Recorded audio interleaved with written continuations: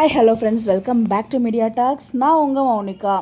இன்றைக்கி எபிசோட நம்ம வீக்காக பற்றி பேசுறதுக்கு எதுவுமே இல்லை. ஃபுல்லாக ஒரு ஃபேமிலி, பட் கொஞ்சம் ட்ராக், இந்த சீனெல்லாம் ட்ராக் பண்ணுறாங்க. ஆனால் எடுக்க வேண்டிய சீனை எடுக்கவும் மாட்டுறாங்க. ஒரே எந்த இதையோ ஃபாஸ்ட்டாக எதையோ பிடிக்க போகிற மாதிரியே போயிட்டுருக்காங்க. அது எதுக்கு என்னதான் ஒன்றும் புரியல. பட் இன்றைக்கி எபிசோடில் நான் ரசித்து பார்க்குற மாதிரி எதுவுமே இல்லை. ரசித்து பார்க்குற மாதிரி மீன்ஸ் நம்ம வீக்காக்காக நம்ம திருப்பி திருப்பி ரிப்பீட் பண்ணில் பார்க்குற மாதிரி ஒன்றும் இல்லை. பட் நாளை ப்ரிவியூவில் நம்ம காவேரி வந்து அவங்க கங்காவும் எவனா கொடுக்க மாட்டேன்னு சொல்லும்போது ஒரு மாதிரி ஃபீல் ஆவாங்க, எமோஷ்னலாக ஆவாங்க அப்படின்னு நினச்சோம். பட் ஆனால் ஒரு சரியான ஒரு ட்ராக்கு. ஸோ காவேரி வந்து பார்த்திங்கன்னா, நான் தான் வாங்குவேன், உன்னால் முடிஞ்சதை பண்ணிக்கோ அப்படிங்கிற மாதிரி செம்ம மாஸ் பர்ஃபார்மன்ஸ்னு சொல்லியிருக்காங்க. ஸோ கண்டிப்பாக அப்கமிங் ஸோ தரமான எபிசோட்ஸ் இருக்குது. பட் ஆனால் இன்றைக்கி எபிசோட்ஸ் வந்து பார்த்திங்கன்னா கோயிலெலாம் போயிட்டு சாமியெல்லாம் கும்பிட்டுருக்காங்க. பட் ரொம்ப ஃபாஸ்ட்டாக, ஏன்னா அந்த லொக்கேஷன்லேருந்து நமக்கு அப்டேட் ஷேர் பண்ணியிருந்தாங்க. அதே சரியில்லை, நம்ம சித்தி நம்ம கெஸ் பண்ணியிருந்தோம் கண்டிப்பாக கோயில் ட்ராக் இருக்கும்னு சொல்லிட்டு. பட் ஆனால் வந்து பார்த்திங்கன்னா பேச தான் முடியல.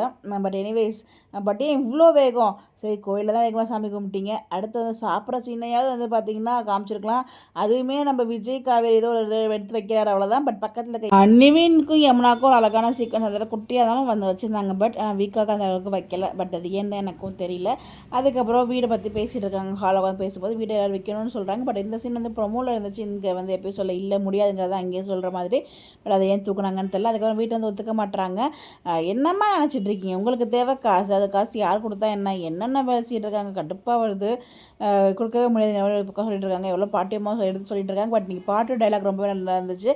அடிக்கடி பாட்டி இப்படி தான் சொல்கிறாங்க, நீ தான் அந்த வேலையெல்லாம் பார்ப்பா, பட் காவேரி அந்த மாதிரி கிடையவே கிடையாது. அவள் வந்து வீட்டை யாருக்கும் கொடுத்தக்கூடாது, நம்மக்கிட்டே இருக்கணுங்கிறதுக்காக தான் அவள் இந்த போராடுறா, அது உங்களுக்கு கூட புரியாதா அப்படிங்கிற மாதிரி சண்டை போட்டுட்ருக்காங்க. ஸோ ஃபைனலாக வந்து பார்த்திங்கன்னா வீட்டை விற்கணும், ஆனால் அது வந்து காவேரிக்கு விற்கக்கூடாது அப்படின்னு தான் உங்களோட தாட்டாக இருக்குது.